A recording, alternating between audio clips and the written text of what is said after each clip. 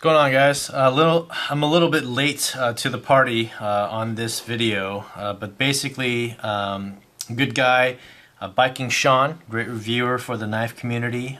He put out this video a couple weeks back about what's on your keychain.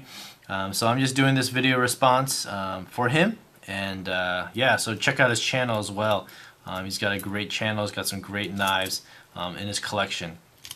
So I'm definitely a total minimalist when it comes to keychain because basically I want to keep this in my pockets at all times if possible.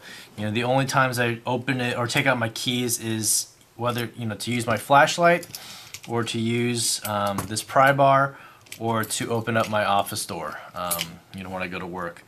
So basically, I basically showed you everything that's on here. Starting off, I just got this kind of, just a steel ring. I do have some CountyCom titanium rings.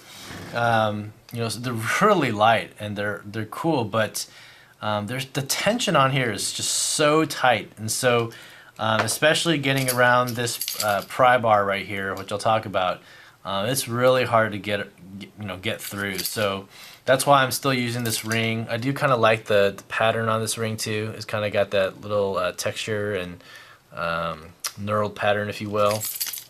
Anyway, so starting off, I got my car key. It's just a key fob. That's all it is. For Toyota Highlander, it uses the smart key, so I never have to pull this thing out of my pocket because it just senses it outside of the car. So I can just pull on the door handle and it unlocks. Keep it in my pocket. I just push the start button and then my car starts. So I never have to pull this out, which is a great feature. If I do ever have to, for whatever reason, I can take it off, and then my keys are even smaller. So that's a nice feature. After that, I've got my flashlight. This is the Phoenix LDO1. This is a great flashlight. This was a Christmas gift from my brother. 3 settings, starting lowest at 10 lumens, and then 27 lumens, and then at highest output is 80 lumens.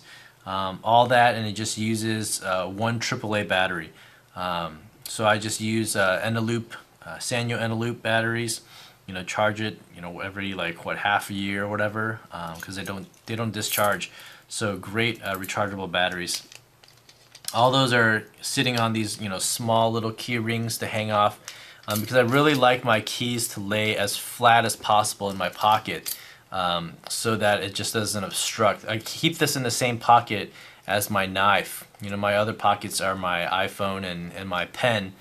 So I don't like my keys clanking around, and I try to avoid it, you know, striking my titanium on my knives to mark it all up and all that stuff if possible.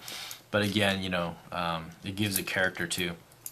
After the flashlight, I also have a little pocket clip on here if I have to take this off and just hook it onto my pocket if needs be. So I keep the pocket clip on here. Yeah, so just in case. I got this one. This is also a little random gift that my brother gave me. This is the Pocket Tool X Bruiser. This is a cool thing to have on your keychain. I used to have the CountyCom titanium pry bar. It was cool, and I wrapped it up with a leather wrap, and it was nice and everything like that. But after my brother gave me this one, it just seemed a lot more practical.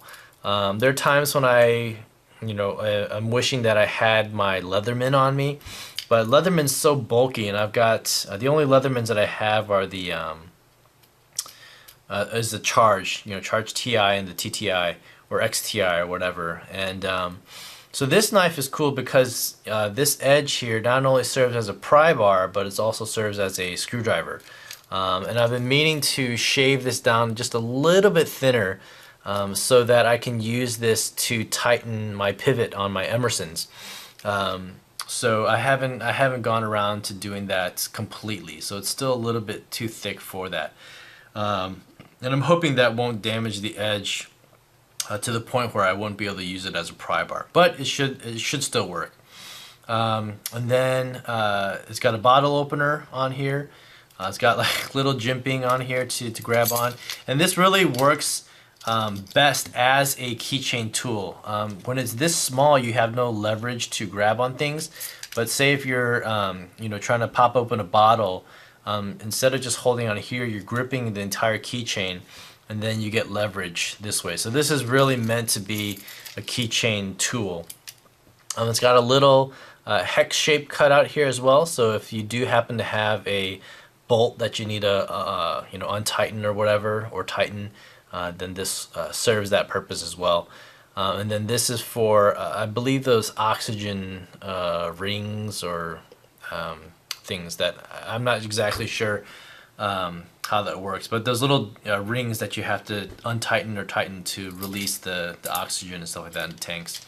Got my house key, office key, and then the last thing right now on my keychain that I just got today is this little steel flame dog tag, which is really cool. I really like it. I got it pretty cheap.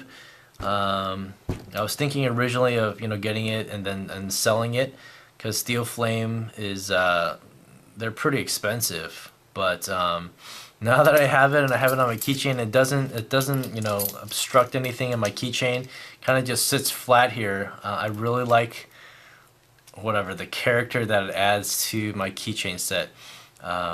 But you know, some of the steel flame stuff that they have for Hinder and for Emerson is really cool, you know. So now that I have this on my keychain, I'm really liking it. So anyway, so that's all I have on my keychain. Go check out Bikingshaun's website. Got a great site. He's got a couple other guys that did some video reviews as well, so check them out as well. Alright guys, thanks a lot for watching, and I'll see you guys in the next video. Bye.